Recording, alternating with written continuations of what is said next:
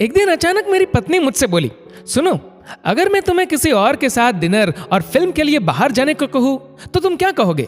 मैंने कहा, मैं समझूंगा कि अब तुम मुझसे प्यार नहीं करती।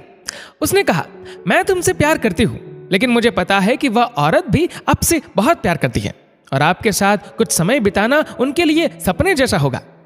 वह अन्य औरत कोई और नहीं, मेरी माँ थी, जो मुझसे अलग अकेली रहती थी। अपनी व्यस्तता के कारण मैं उनसे मिलने कभी कभी ही जा पाता था। मैंने माँ को फोन कर उन्हें अपने साथ रात के खाने और एक फिल्म के लिए बाहर चलने के लिए कहा।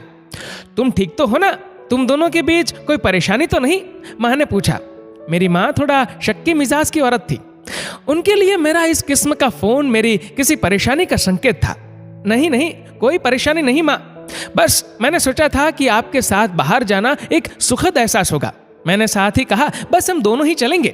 उन्होंने इस बारे में एक पल के लिए सोचा और फिर कहा, ठीक है।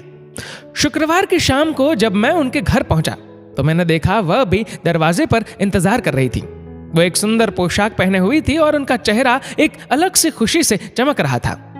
कार में माँ ने कहा, मैंने अपनी सहेलियों को बताया कि मैं अपने बेटे के साथ बाहर खाना खाने के लिए जा रही हूँ।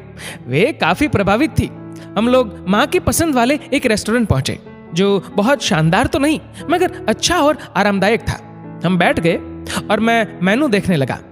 मेनू पढ़ते हुए मैंने आंख उठाकर देखा तो पाया कि माँ मुझे ही देख रही थी और एक उदास सी मुस्कान उनके होठों पर थी।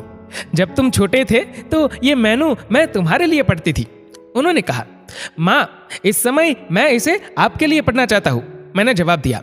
खाने के दौरान हम में एक दूसरे के जीवन में घटी हाल ही की घटनाओं पर चर्चा होने लगी। हम बातों में इतना खो गए कि पिक्चर का समय कब निकल गया हमें पता ही नहीं चला। बाद में वापस घर लौटते समय माँ ने कहा कि अगर अगली बार मैं उन्हें बिल का पेमेंट करने दूं तो वो मेरे साथ दोबारा डिनर के लिए आना चाहेंगी। मैंने कहा, माँ, जब आप चाहो, और बिल पेमेंट कौन करता है इससे क्या फर्क पड़ता है? माँ ने कहा कि फर्क पड़ता है और अगली बार बिल वही पे करेंगी। घर पहुंचने पर पत्नी ने पूछा, कैसा रहा सब? बहुत बढ़िया, जैसा सोचा था उससे कहीं ज्यादा बढ़िया, मैंने जवाब दिया। इस घटना के कुछ दिनों बाद मेरी माँ का दिल का दौरा पड़ने से निधन हो गया। ये इतना अचानक हुआ कि मैं उनके लिए कुछ नहीं कर पाया।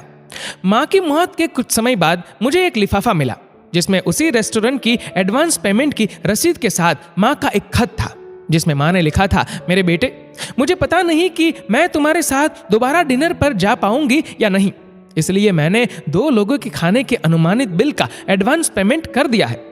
अगर मैं नहीं जा पाऊँ तो तुम अपनी पत्नी के साथ भोजन करने जरूर जाना। उस रात तुमने कहा था ना कि क्या फर्क पड़ता है, मुझ जैसी अकेली रहने वाली बूढ़ी औरत को फर्क पड़ता है।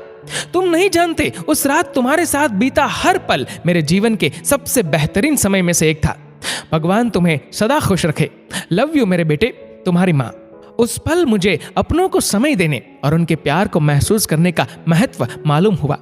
जीवन में कुछ भी आपके अपने परिवार से ज्यादा महत्वपूर्ण नहीं है। ना व्हाट्सएप, ना फेसबुक, ना मोबाइल, ना लैपटॉप और ना ही टीवी। अपने परिजनों को उनके हिस्से का समय दीजिए, क्योंकि आपका साथ ही उनके जीवन में खुशियों का आधार है। इस मैसेज को उन सब लोगों के साथ शेयर कीजिए जिनके बूढ़े माता पिता हो, जिनके छोटे बच्चे हो और जिनको प्यार करने वाला और उनका इंतजार करने वाला कोई हो, क्योंकि धन तो आता जाता रहता है मगर अपने चले जाए तो लौट के नहीं आते। दोस्तों, इस वीडियो को लेकर आपकी क्या राय है नीचे कमेंट करके जरूर बताएगा। और अगर आपको वीडियो अच्छा लगा हो तो इस वीडियो को लाइक करेगा, शेयर करेगा ज्यादा से ज्यादा लोगों तक, और ऐसी ही और भी इंस्पिरेशनल वीडियोस के लिए सब्सक्राइब करें हमारे यूट्यूब चैनल को और फेसबुक पर फॉलो करें हमारे पेज को। धन्यवाद।